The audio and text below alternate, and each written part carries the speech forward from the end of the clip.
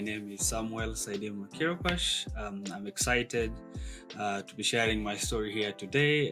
This podcast is focused on a number of issues which will provide more information, but today the focus will be on for you to know more about the host. The discussion will focus mainly on me. So Jackson Kiok will be running the show. So I hope you will be able to enjoy and get to learn more about me. And then in the near future, we'll also provide a video with more information about Jackson. So I want to pass it to Jackson to introduce himself, but also take it from here. So thank you. Over to you, Jackson. Well, thank you, Sam. We shared our pictures, our profile pictures in our pages, so I think it is time for our followers,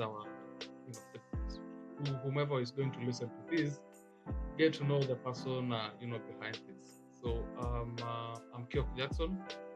I'll tell you more about who I am and what I do, and why we chose to do this.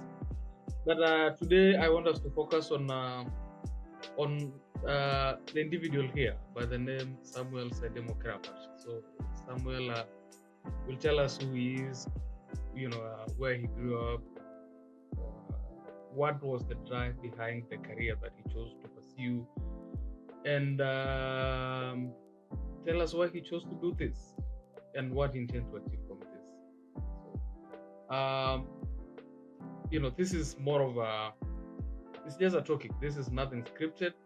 We want to have a conversation of script, because I think that is the only time we get to talk, heart to heart, as we aspire to achieve the change that we are trying to do. So we urge you, to work with us in this journey.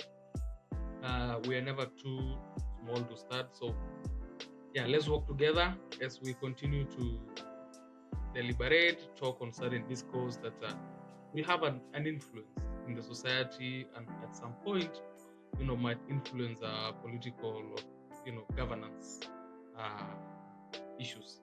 And ultimately, we are aiming global. So thank you for being here. So I would like just to ask some. So if someone tells you to describe yourself in a sentence, what will you say? I don't know if I'll be able to cover that in a sentence, but basically, I'll provide more context with my background, and then perhaps at the end of this meeting, you can ask me to describe myself in one sentence. But I don't think I'll be able to do that. So thank you so much, Jackson. My name is Samuel Kirapash. Like you mentioned, I know Saidemo is usually not out there. It's my mom's name, and she proudly calls me this name all the time when we are together. I was born in Samburu County. It's now a county in a place called Longewan. But then around 1997, 98, my dad, of course, in search of greener pastures and the condition that, of course, we all know Samburu, even though that the security situation is progressing, we were not really located in areas that were a little bit insecure. Of course, we had some issues with security at some point. My dad moved south.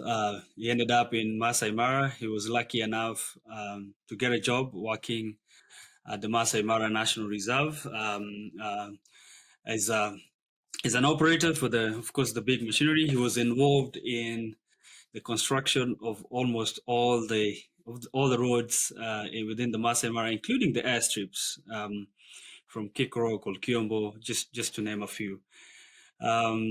So yeah, we settled in Sekenani, grew up there. I have two brothers and one sister, but also my other sister, which is a sister to my mom, so she's my aunt, but we grew up together. Went to school in Sekenani Primary School, finished in 2009. I was lucky enough, I enrolled at the Ololulunga Boys Secondary School. Cheers to Ololav, class of 2013. Finished there, went back home. Uh, but because of challenges here and there, I couldn't enroll to join university immediately after finishing secondary school. I was lucky enough, I had a grade that would have allowed me to go to university, but because of school fees and all that, I couldn't join school immediately. But to take you back a little bit, just more details. In 2012, and I will provide more context on that. I had met a gentleman in Sekenani. He's a white guy. He's an American, and he started, of course, supporting my education. And I know most of the people from Sekenani know this story. Through secondary, of course, my last years in secondary, and then I lost contact with him. This is where the story gets interesting a little bit. So I lost touch with him after high school. I didn't have a smartphone. There was no way I could communicate with him. There was no cyber cafe that I was depending on in Sekenani at that time. If you remember, there was a cyber cafe that was opened by Cisco, if I remember very correctly. And that's where I actually opened my first email in 2009, Yahoo. So that's where I learned how to. It's a very old. That's where I learned how to send an email. That's where I learned how to, of course, type and all that. So thanks to the program that was then brought there. So I lost touch with him.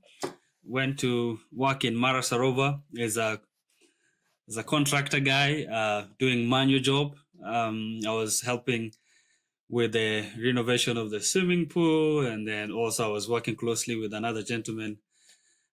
Cheers to him. I can't remember his name, Munguti. So Munguti at that time was doing maintenance here and there, filling out potholes in the walkways we were involved in doing some work with the what do we call it? A combust for the camp. What do you call it? I can't remember the name, but basically I worked. Compost. A compost site. We were involved in doing some renovation. So I supported in projects here and there, and I was able to acquire a smartphone. If I remember very correctly, it was a Techno sold to me by JTL, Jonathan Tubola. Thanks to him, so I was able to start, starting the discussion of sending the emails, and got in touch with my sponsor at that time. And then, of course, the discussion started of, so what are your plans? Do you want to go to school? Do you want to further your studies? So we had that discussion. I wasn't very confident enough to go directly to university. I decided, maybe I can just go and study at the Kenya Wildlife Service Training Institute. Now it's referred to Wildlife Research Training Institute, which is in Naivasha. Why don't I just go there for 2 years, get my diploma, come back home? Maybe I can get a job and work in the Masai Mara because of wildlife management or either tourism, conservation. Because I was not that very sure that he will be able to cover my education throughout the university for 4 years. So I decided to just go for these 2 years. And also the passion that I had started building from working with my dad, because of course I was involved in going, game drives and all that, seeing the effort in conservation, his job and all that. And then also living in Sekenani, seeing the benefits of tourism to the community, seeing the benefits of conservation to the community as well. I thought maybe I want to go back and work there and continue supporting this wonderful resource that is taking care of millions and millions of people living along it. So I went to KWSTI. We used to call it KWSTI. Did my diploma in wildlife management, thinking that I will end up being a warden or being, a park ranger, whichever opportunity that will have shown itself. So I went there in 2015, finished in 2017, graduated in 2017. But also during that time, I was involved in I did an internship at the Masai Mara for 3 months, which also helped me to continue learn more about this space of environment, conservation, tourism, and all that. Yeah, I graduated. After graduating, God works in his in his own miraculous ways. My sponsor then asked me, because I didn't manage to come to your graduation, what can I do for you? And then of course something in my mind clicked, and I said I want to go back to school. I want to further my studies. So I ended up enrolling to the University of Eldoret in Eldoret, UAE, University of Eldoret, to do now a BSc in wildlife management. But then when I started, there was some issues with strikes, lecturer strikes, which was a big problem during that time in 2018.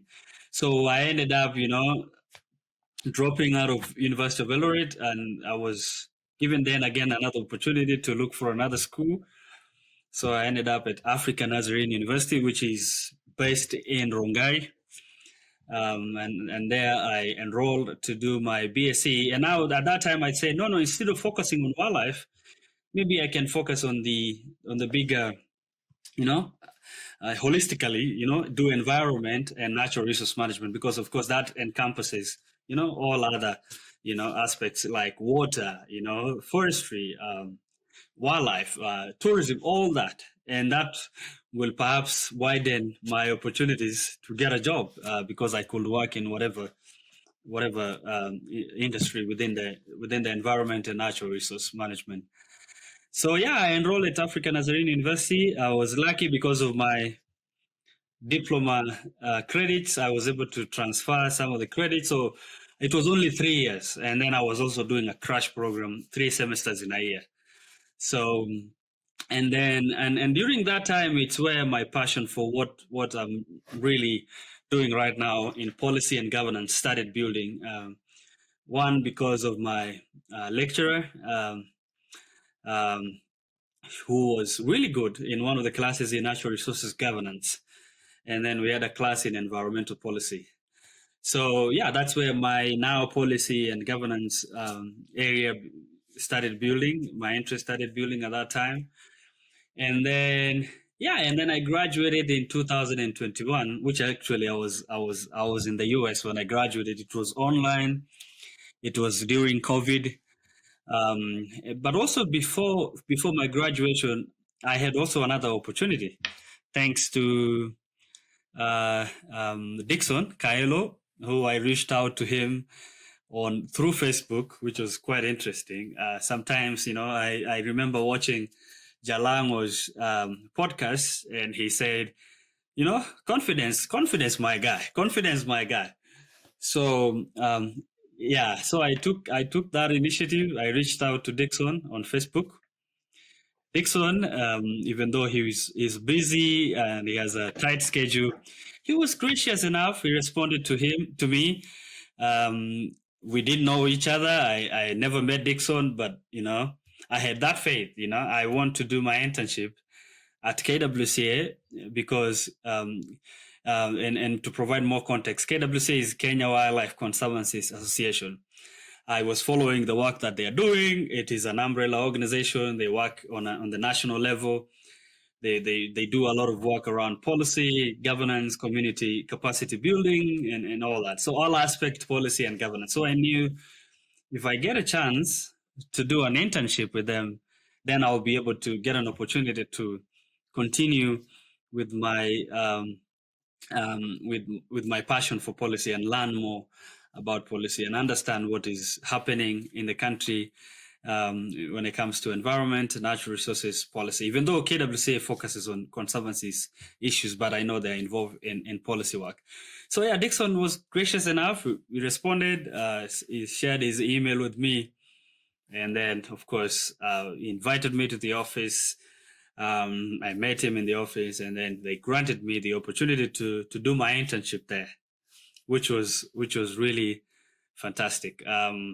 So yeah, I did my internship at KWCA from January, basically to the last week of me coming to the US. And then of course I at the KWCA, and I will talk more about it. I was involved in a number of activities. Mainly, I provided logistic support during fieldworks. And these fieldworks included either site visit for projects, policy meetings. We were involved in, because KWCA works with community in bringing communities' perspective into the Wildlife Conservation and Management Act of 2013. I think they were reviewing at that time. So after that, my sponsor said, Sam, you've been a great, he called me son, I call him dad, you've been a great son. What do you want to study in the US? And this discussion had started around in 2020, 2021, 2019 and 2020. He had started hinting to me that I can potentially come and study in the US. So he came to Kenya. He actually came to KWCA's office, and he met with Dixon. We had a chat, all of us. So I started the process of coming to the US, and I came to the US in the fall of 2021. That is July, on my birthday, which is not an accurate birthday, of course. We Maasais at that time, they were not keeping records. My mom doesn't remember the day I was born. My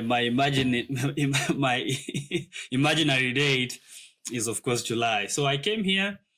I enrolled at the University of Colorado Boulder, and of course, during my work at KWCA, I was thinking, if I ever do my master's, and I remember sharing with you, my master's will focus on policy and governance, environmental policy. So when I was asked to look for school, I looked for school, and I ended up getting a very good program at the University of Colorado Boulder. It's called a Masters of Environment, focusing on environment and natural resource policy. So it's a professional master's. So yeah, I came here, finished in 2023, and the rest is history. So that's a little bit about myself. My family, all my family is in second annie right now. My mom is she's in second annie. My brothers, they're all in second annie. So yeah, that's a little bit about myself.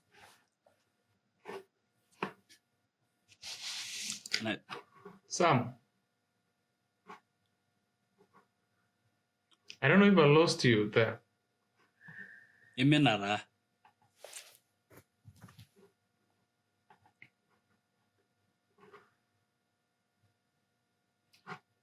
Hey, Sam. Umepotea. So, but we can always cut. When do umepotea? Mimi ndio nimepotea? Yeah, but mbona when do umepotea? Yeah. Hata ulikuwa umehang, like I couldn't see you. Yes. Okay, Anyway, we can continue. Please carry on. Tutakat. So so that's a little bit about myself. Like I mentioned, I have two brothers and I have two sisters. They're all in second annie right now. My brother is in Nairobi. My sister is in Nairobi. So that's a little bit about my background. There are other things that I cannot be able to share family wise, but that's a little bit about myself. So you provided a very extensive, contrary to what I said, I wanted a brief one line about yourself, but in this case, so someone right now know who Sam is apart from the face, and I believe some of these stories are the people even we are closest to they don't really know our story behind the success that we want to achieve. And so I'll just want to understand from you that what is that thing that makes you wake up in the morning? What's the drive? Yeah, there are a number of factors. There a combination of intrinsic values. When I say intrinsic values, I mean, or factors, I'll say things like the desire to continue to grow, Of course, the opportunity that we get in life, for example, for me, the opportunity that I've had, second chances, for example, we've been through a lot as a family, my small family. At some point after my dad passed on, we went through a number of challenges i- i- within the family space, which I'm not going to provide in details. So when we bounced back from those challenges, and we got the second opportunity, I think that drives me and gives me the desire to continue to have that personal growth, but also family growth, to be to be someone who is going to not let my family go through the same thing that we went through. So that drives me. My mom drives me. The strength and the support that she has provided for us just keeps me going, because I want to be able to give back to them, and also give back to the community. The other thing is a sense of fulfillment every day. The desire to continue to grow in terms of knowledge, and learning, and then of course other um, factors, external factors, such as achieving my personal goals. Like, I mean, you and I have known each other for a very long time, very very long time, since we were kids, and I know we had goals. And as I continue growing and ticking those goals, I think that also keeps me going, because if I was able to achieve A, for example, goal number A 2 years ago, if, if I was able to achieve goal A 2 years ago, for example, then I know that I can be able to achieve goal B that I've set for myself 10 years from now. So achieving those goals, and then also the ability to continue providing to the community. I want to be able to be a leader in my community, and all that. So yeah, it's a combination of both intrinsic factors and also extrinsic factors. So yeah. You mentioned something that about you write something and then uh, going back, okay, achieve ABC. How uh, can you say that that has played a critical role? Has that been a fuel? It's been a fuel for me, because then I'm holding myself accountable based on the things I've said I will do. And I pray to God, and I think it's good to write goals, because then it also gives you a sense of direction in life, because you know what you're working towards. And if you don't achieve it, of course, it's a learning phase for you. You learn from it, and then you keep going. And I think nothing is going to stop me, and I keep going. And I mean, nothing is impossible, basically, as Eliud Kipchoge had said. So I think laying your goals and writing them down on a piece of paper, whatever place you want to write them down with. And it's good to be delusional as well. Yeah, it's good to be. Yeah, sometimes they seem unrealistic and unachievable, but I think it's good to just put them down and work towards them. Whether you want to buy two goats this year, that's okay. You want to get your masters, because I remember I told myself my dream is to get my masters before I turn 30. So, and I turned 30 last year in July. So now I have my masters before 30. So it's good. It's good to write your goals. And not only writing, but don't you agree that work for them? Absolutely. Yeah, yeah. I mean, the same applies to policies. We have a number of policies, well written documents, but we put them on shelves. So I think doing them, that's what I said. You actually need to work on your goals. And if you fail, you learn from it, and then you keep going. And of course, you and I are still we're still young. Of course, as I mentioned, I just turned 30. We're still working. It's work in progress. We're learning every day. We're not there. We're not experts in our spaces. So we're still learning and growing. So you have to implement whatever you say you're going to do. So yeah.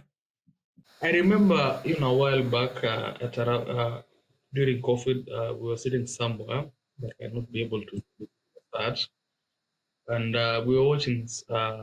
a gentleman by the name, Steve Harvey, which you and I have been like, to where we've gotten up to this point in life. Has been, he has been by how, but what he has done, but how he speaks and how he handles some things. I think has been a great inspiration to us, and also to the point that if he did it, why can't I? I'm also capable. I'm also capable, and it's it's always about having someone you look at, and of course the other person is of course is Alas. We went to his morning show where he was in Milele FM, and also when they engage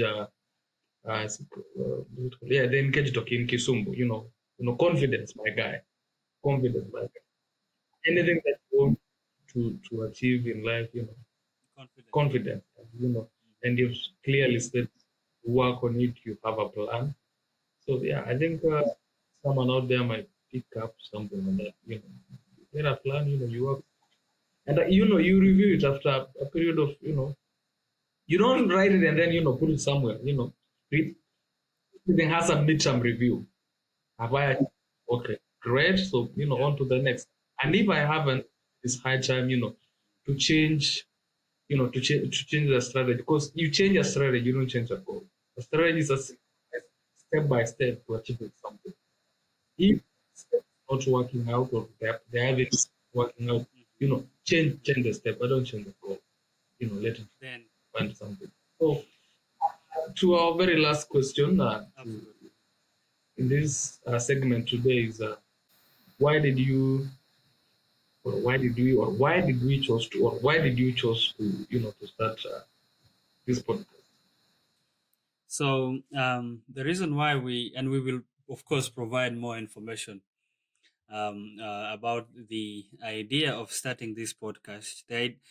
I think the main goal here is to create a platform where we can have a conversation with experts in the environment and natural resources field, including both conservation and tourism, and also conservancies.